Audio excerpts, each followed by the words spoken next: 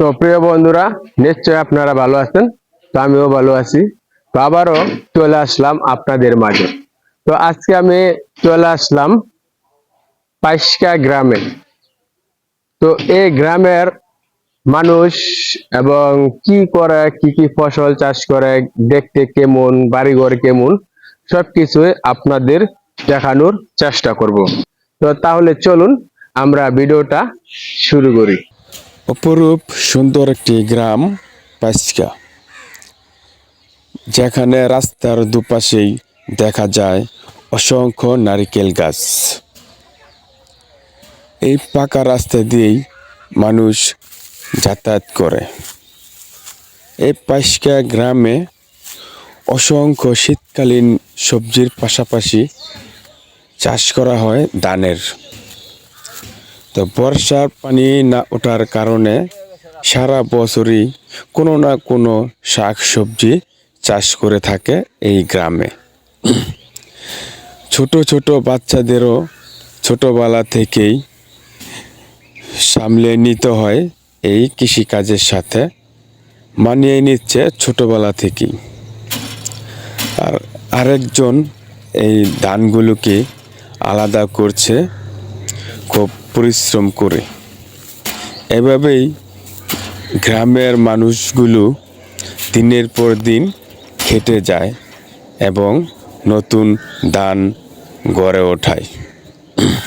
তো প্রিয় বন্ধুরা, আমার ঠান্ডায় কণ্ঠটা পরিবর্তন হয়ে গেছে, কিছু মনে করবেন না।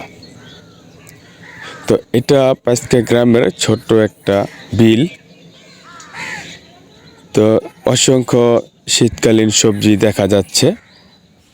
এখানে দেখা যাচ্ছে এই গ্রামের এক বাসিন্দা খেতে খেতে আসছে, যে আগাছা যা গাছগুলো আছে পরিষ্কার করতে। তো এখানে দেখা যাচ্ছে লাল শাক। তো লাল শাকগুলো কিন্তু মোটামুটি বড় হয়ে গেছে। তো চলুন আমরা কিছু জেনে নেই, কত টাকা খরচ করছে, কি কি চাষ কি করছে। পরিমাণ ফসল চাষ করছেন আপনি এখানে?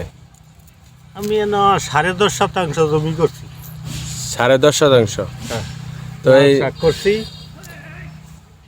গেন্দারি লাগাইছি, ধনিয়া করছি, মূলা করছি, এই সমস্ত জিনিস করছি আর কি। এই যে পুরো খেত আপনি করছেন, জি,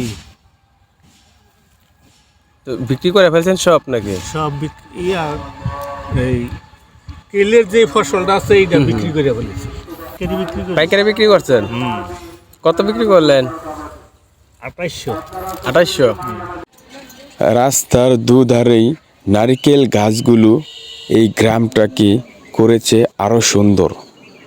সত্যি অসাধারণ লাগছে এই গ্রামটা। শীত চলে আসছে, কৃষকেরা অনেক খেতে খামারে যায় এই রাস্তা দিয়ে। খুবই সুন্দর এবং দেখার মতো একটি গ্রাম। এই বাড়িটা আমার এত ভালো লেগেছে যে দেখলে শুধু দেখতেই মন চায়। এই বাড়ির পাশেই আরও দেখা যাচ্ছে সুন্দর একটি পুকুর। এই পুকুরের পাশেই দেখা যাচ্ছে আরও সুন্দর কয়েকটা বাড়ি। এই গ্রামের মানুষ অনেক সবজি চাষ করে। এই গ্রামে প্রচুর শাকসবজি, শীতকালীন তরকারি এখানে চাষ করা হয়। তো দেখুন, আমি এখন দাঁড়িয়ে আছি কবি ক্ষেত। তো এখানে অনেকটা বড় একটা ক্ষেত, কবি ক্ষেত। প্রচুর শাকসবজি চাষ করে এখানে। আর এই গ্রামটা কিন্তু খুবই দেখার মতো একটি গ্রাম। তো কপিগুলো কিন্তু মোটামুটি অনেক বড় হয়ে গেছে। তো অল্প কিছুদিন পরেই এগুলো বিক্রি করার উপযুক্ত হয়ে যাবে। যে গাছগুলো দেখুন কি সুন্দর একটা কালার হয়েছে। তো যারা এই খেতে খামারের কাজে জড়িত, তারা কিন্তু মোটামুটি বিক্রি করার জন্যই এই ক্ষেতগুলো ফসল চাষ করে এখানে। এই কপি ক্ষেত্র কিন্তু অনেক বড়। এই যে এখানে একটা, এই জায়গায় একটা, তো এই পাশে আরেকটা। তো আমরা এখন ওই যে ওই জায়গায় যাব। তো ওখানে গিয়ে দেখি একটা ছোট্ট লাউটাল। এই লাউটালের তলেই দেখুন কি মোটা মোটা ডগা। তো এর নিচে ঝুলে আছে খুব সুন্দরভাবে লাউ। তো আসলে শীতের সময় হচ্ছে সবজির সিজন। দেখুন এখানে একটা, ওই যে ওই জায়গায় একটা, এখানে একটা, খুবই বড় একটা মাঠ।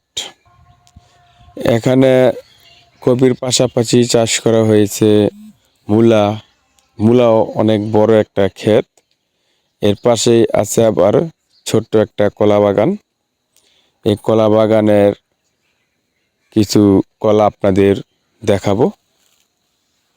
তো এই যে দেখুন কলা, কাঁচা কলা, তো খুবই সুন্দর এবং দেখার মতোই।